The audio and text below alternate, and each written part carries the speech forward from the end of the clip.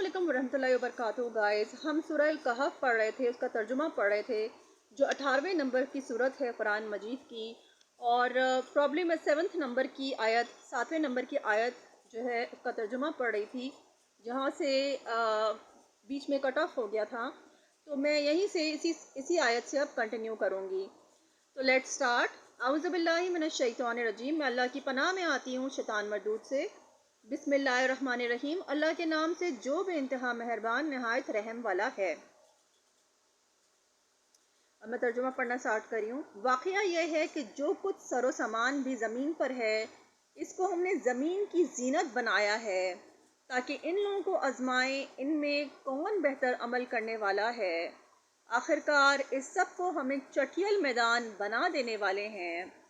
क्या तुम समझते हो कि गार और कुतबे वाले हमारी कोई बड़ी अजीब निशानियों में से थे? Question mark. और अब इसका जो है वो तफसीर है, यानी वो नौजवान जो अपना ईमान बचाने के लिए गार में पनाह गज़ी हुए थे और जिनके गार पर बाद में यादगारी खुतबा लगाया गया था। अच्छा, अब मैं आगे पढ़ रही हूँ तर्जुमा। जब वो चंद नौजवान गार में पनागज़ी हुए और उन्होंने कहा कि ए परवरदिगार, हमको अपनी रहमत ख़ास से नवाज और हमारा मामला दुरुस्त कर दे, तो हमने उन्हें उसी गार में थपक कर साल के लिए गहरी नींद सुला दिया। फिर हमने उन्हें उठाया ताकि देखें उनके दो गिरोहों में से कौन अपनी मुद्दत क़याम का ठीक शुमार करता है। हम इनका असल वाक़या तुम्हें सुनाते हैं। वो चंद नौजवान थे जो अपने रब पर ईमान ले आए थे और हमने उनको हिदायत में तरक्की बख्शी थी। अब इसकी तफसीर आ रही है, जो मैंने ये आयत पढ़ी थी तफसीर आ रही है।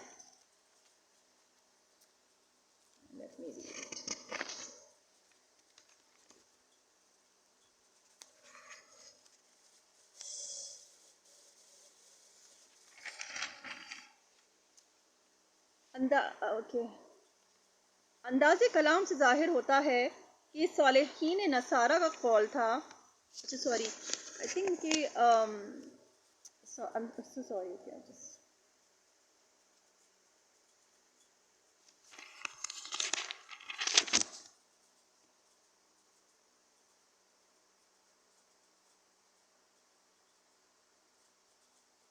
अच्छा तफसीर पढ़ रही हूँ। रवायात से मालूम होता है कि ये नौजवान इब्तदाई दौर के पैरवान मसीह अलैहिस्सलाम में से थे और रोमी सल्तनत की राया थे जो उस वक्त मुशरिक थी और अहले तौहीद की सख्त दुश्मन हो रही थी। तो अब मैं तर्जुमा पढ़ रही हूँ।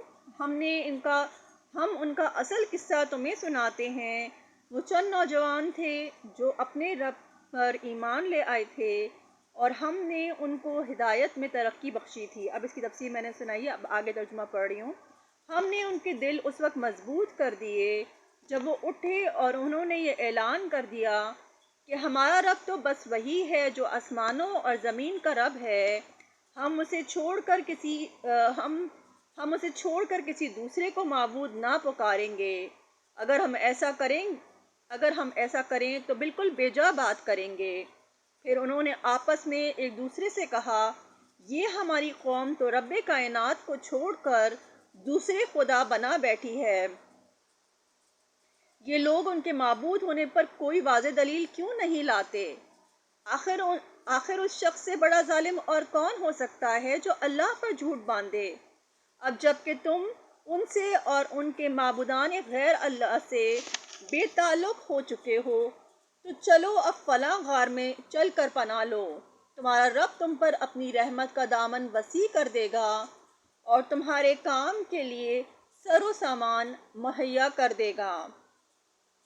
तुम उन्हें गार में देखते तो तुम्हें यूं नज़र आता कि सूरज जब निकलता है तो उनके गार को छोड़कर दाईं जानिब चढ़ जाता है और जब गुरूब होता है तो उनसे बचकर बाईं जानिब उतर जाता है। और वो है कि गार के अंदर एक वसी जगह में पड़े हैं। अच्छा, अब इसकी तफसीर है।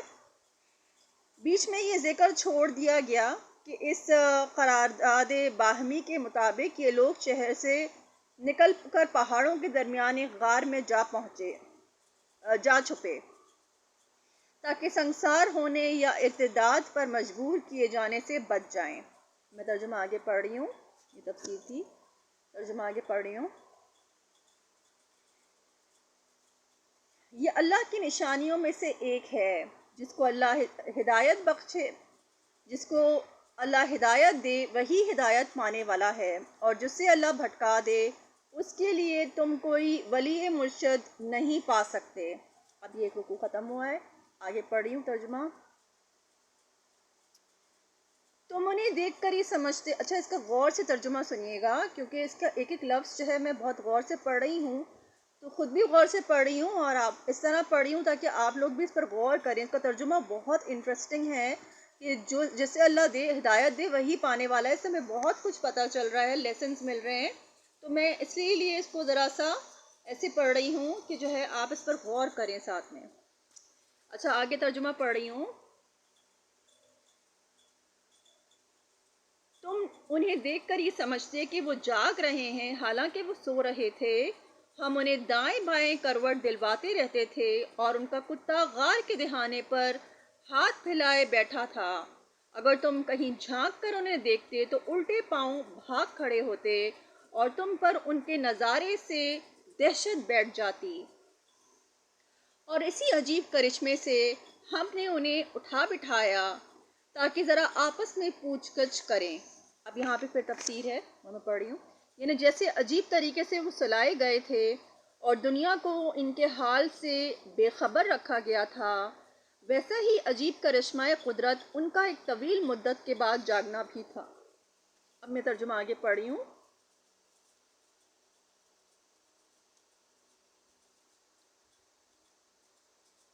ان میں سے ایک نے پوچھا، کہو کتنی دیر اس حال میں رہے؟ دوسروں نے کہا شاید دن بھر یا اس سے کچھ کم رہے ہوں گے۔ پھر وہ بولے اللہ ہی بہتر جانتا ہے کہ ہمارا کتنا وقت اس حالت میں گزرا۔ اب یہاں پہ میں سٹاپ لگا کے تھوڑا سا سوچ رہی ہوں کہ جو ہے نا قیامت کے دن بھی کچھ ایسا ہی معاملہ ہوگا کہ ہم بھی جو ہے جب اٹھیں گے تو ہم بولیں گے دنیا میں کتنا وقت گزارا۔ آپ نے بھی سنا ہوگا وہ مکالمہ، تو ہم بھی اسی طرح کے جواب، اسی طرح کے اندازے لگا رہے ہوں گے۔ تو بہرحال اللہ تعالیٰ کا بھی ایک انٹرسٹنگ طریقہ ہے۔ بہرحال میں آگے کنٹینیو کر رہی ہوں کہ پھر وہ بولے اللہ ہی بہتر جانتا ہے کہ ہمارا کتنا وقت اس حالت میں گزرا۔ چلو اب اپنے میں سے کسی کو چاندی کا یہ سکہ دے کر شہر بھیجیں اور وہ دیکھے کہ سب سے اچھا کھانا کہاں ملتا ہے، وہاں سے وہ کچھ کھانے کے لیے لائے، اور چاہیے کہ ذرا ہوشیاری سے کام کرے، ایسا نہ ہو کہ وہ کسی کو ہمارے یہاں ہونے سے خبردار کر بیٹھے۔ اگر کہیں ان لوگوں کا ہاتھ ہم پر پڑ گیا تو بس انصاری کر ڈالیں گے، یا پھر زبردستی ہمیں اپنی ملت میں واپس لے جائیں گے، اور ایسا ہوا تو ہم کبھی فلاح نہ پا سکیں گے۔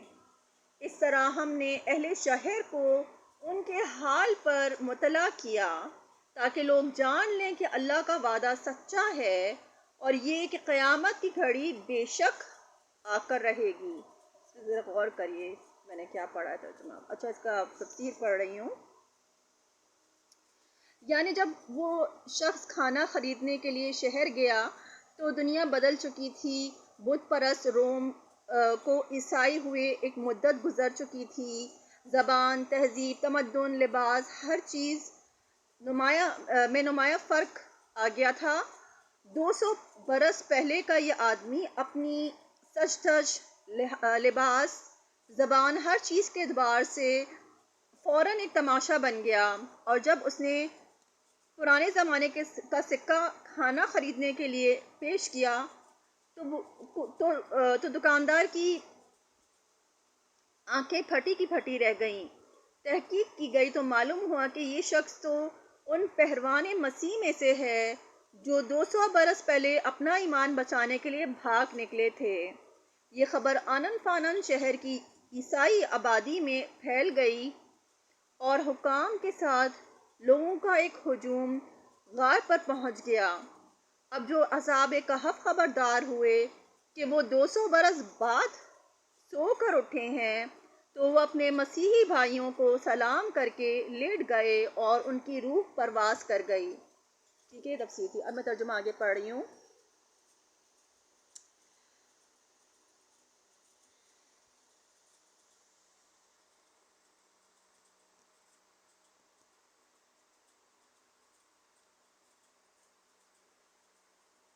مگر ذرا خیال کرو کہ جب سوچنے کی اصل بات یہ تھی اس وقت وہ آپس میں اس بات پر جھگڑ رہے تھے کہ ان اصحاب کہف کے ساتھ کیا کیا جائے۔ کچھ لوگوں نے کہا، ان پر ایک دیوار چن دو، ان کا رب ہی ان کے معاملے کو بہتر جانتا ہے۔ اب یہاں پہ یہ تفسیر ہے۔ انداز کلام سے ظاہر ہوتا ہے کہ یہ صالحین نصارہ کا قول تھا۔ ان کی رائے یہ تھی کہ اصحاب کہف جس طرح غار میں لیٹے ہوئے ہیں اسی طرح انہیں لیٹا رہنے دو اور غار کے دہانے کو تیغا لگا دو۔ ان کا رب ہی بہتر جانتا ہے کہ یہ کون لوگ ہیں، کس مرتبے کے انسان ہیں اور کس جزا کے مستحق ہیں۔ تو اب میں ترجمہ آگے پڑھ رہی ہوں۔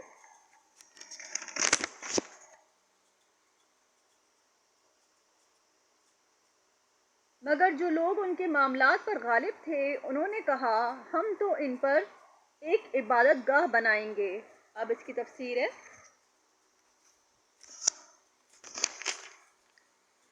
یہ اس وجہ سے ہوا کہ اس وقت عیسائی عوام کے اندر بھی مشرکانہ خیالات پھیل چکے تھے۔ پرانے بتوں کی جگہ یہ نئے معبود انہیں پوجنے کے لیے مل گئے۔ اب میں ترجمہ آگے پڑھ رہی ہوں۔ کچھ لوگ کہیں گے کہ وہ 3 تھے اور چوتھا ان کا کتا تھا، اور کچھ دوسرے کہہ دیں گے کہ 5 تھے اور چھٹا ان کا کتا تھا۔ یہ سب بے تکی ہانکتے ہیں۔ کچھ اور لوگ کہتے ہیں کہ 7 تھے اور 8واں ان کا کتا تھا۔ اب اس کی تفسیر ہے۔ اس سے معلوم ہوتا ہے کہ اس واقعے کے پونے 300 سال بعد نزول قرآن کے زمانے میں اس کی تفصیلات کے متعلق مختلف افسانے عیسائیوں میں پھیلے ہوئے تھے اور عموماً مستند معلومات لوگوں کے پاس موجود نہ تھیں۔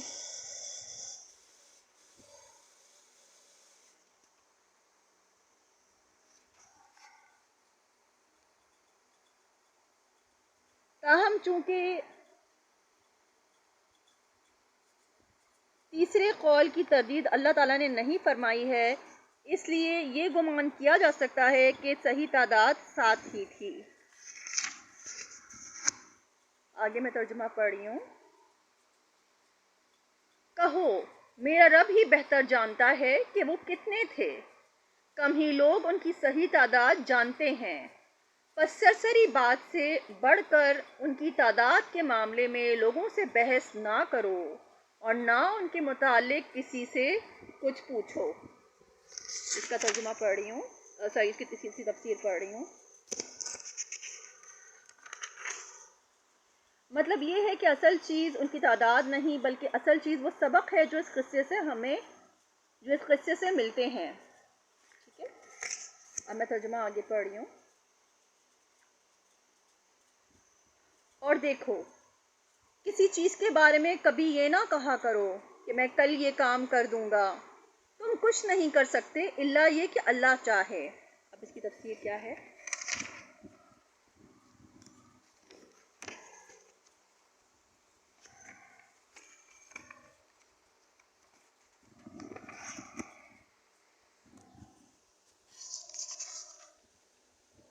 یہ ایک جملہ معترضہ ہے جو پچھلی آیت کے مضمون کی مناسبت سے سلسلہ کلام کے بیچ میں ارشاد فرمایا گیا ہے۔ پچھلی آیت میں ہدایت کی گئی تھی کہ اصحاب کہف کی تعداد کا صحیح علم اللہ کو ہے اور اس کی تحقیق کرنا ایک غیر ضروری کام ہے۔ اس سلسلے میں آگے کی بات ارشاد فرمانے سے پہلے جملہ معترضہ کے طور پر ایک اور ہدایت بھی نبی صلی اللہ علیہ وسلم اور اہل ایمان کو دی گئی، اور وہ یہ کہ تم کبھی دعوے سے یہ نہ کہہ دینا کہ میں فلاں کام کہ میں کل فلاں کام کر دوں گا، تم کو کیا خبر کہ تم وہ کام کر سکو گے یا نہیں۔ اچھا، اب میں ترجمہ آگے پڑھ رہی ہوں۔